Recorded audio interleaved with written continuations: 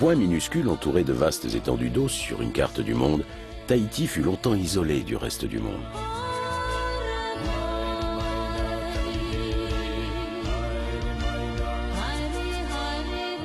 Son histoire est étroitement liée au développement de ses voies de communication et aux événements qui l'amèneront à s'ouvrir au monde, à rompre son isolement.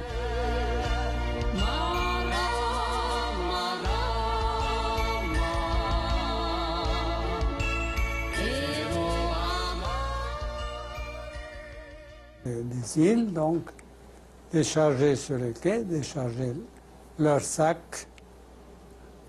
Et ensuite, ces sacs étaient vidés dans les silos du quai. Et au chargement sur les navires, Spécifiquement cette fois, à bord de son yacht, le Zetefel.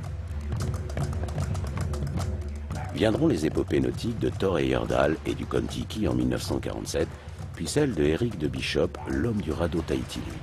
Il appareillera de Tahiti en 1959 pour Valparaiso, mais sera contraint à l'abandon à 300 000 des côtes chiliennes.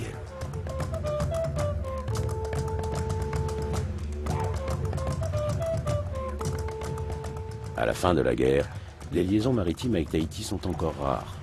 En 1949, on ne compte que 36 touchés. Papeete n'a pas encore basculé dans le béton et l'acier. À chaque arrivée de navire, il y a effervescence sur le port. C'est l'une des distractions les plus prisées des Polynésiens. Chaque fois qu'il y a des grands bateaux qui arrivent, c'est un événement. Moi, étant enfant, je grimpais au sémaphore pour regarder de loin. Le sémaphoriste Patrice Burns. Tout le monde regardait ça, tout le monde, je dis bien tout le monde, c'était on regardait la boule, bateau, pas bateau, et même, c'était tellement silencieux qu'on entendait le crissement des poulies.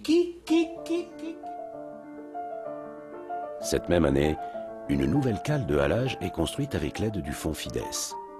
De type dry dock, avec un treuil électrique de 100 chevaux sur 2 chemins de roulement de 118 mètres, avec son transfert, elle peut hisser 2 fois 800 tonnes de navire. On avait notre slipway, enfin, ça se passait avec des grandes glissières, la graisse de cochon, le suif était utilisé pour pouvoir faire le glissement en posant le bateau dessus. Et lorsqu'on avait des petites goélettes, qui passaient en travers sur notre darche qui faisait 36 mètres, ça allait bien. Mais lorsqu'il y avait des goélettes qui étaient plus grandes, alors qu'est-ce qui se passait? On préparait le système, on le coulait avec des gueuses, et on amenait la goélette, par exemple, s'il y avait des problèmes sur la ligne d'arbre ou au gouvernail, on montait l'arrière. On montait sur la moitié du bateau. Donc on mettait plein de fûts vers l'avant pour renfoncer, pour donner du poids, et donc pour pouvoir monter et décaler. Alors donc on faisait tout le travail de la moitié du bateau, à l'arrière, gouvernail, hélice, ainsi de suite, ligne d'arbre, et antifouline. Une fois que c'est fini, on lançait et on retournait le bateau et on montait par les traves. Exact, on en a fait beaucoup, beaucoup.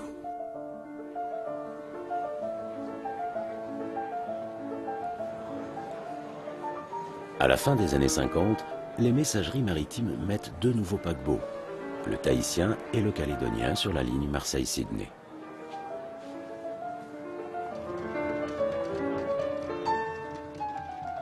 Les premiers touristes arrivant par les airs se posent à Bora Bora et gagnent Tahiti en hydravion. Il faudra attendre le 5 mai 1961 et l'inauguration de l'aéroport de Tahiti pour que Tahiti et la Polynésie sortent réellement de leur isolement. La concession est donnée à la TAI.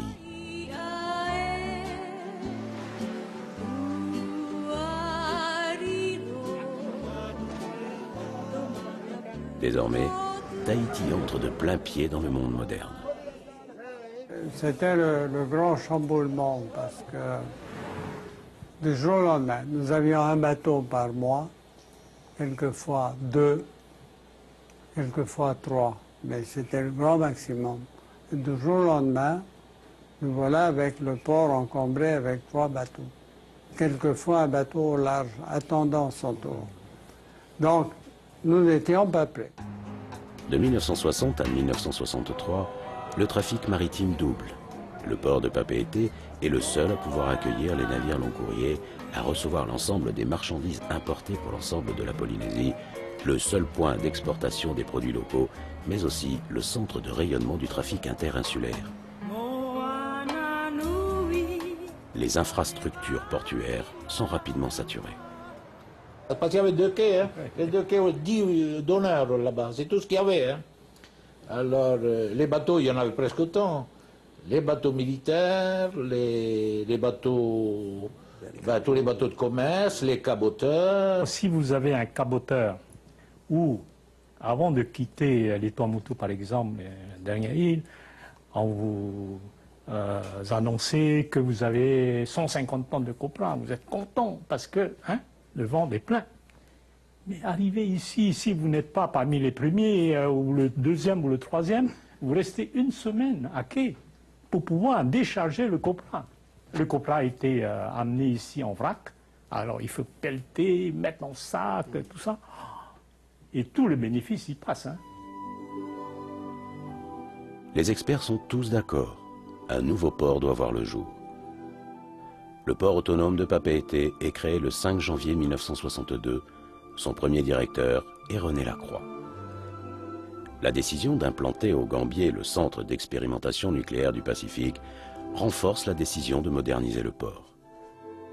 2 types d'ouvrages sont prévus. Les premiers seront d'intérêt purement militaire, les seconds seront à vocation commerciale.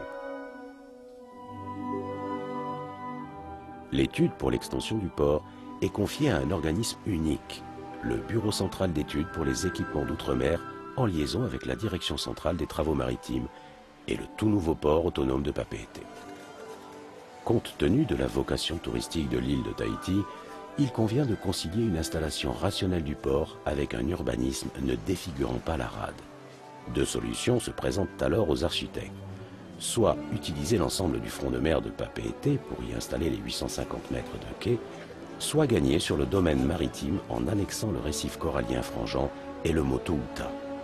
C'est cette dernière solution qui est finalement retenue. Le programme des travaux est approuvé en septembre 1963. La passe est nivelée à une profondeur moyenne de 10,50 mètres par l'entreprise des travaux sous-marins de Polynésie. La passe de Papeete, on l'appelait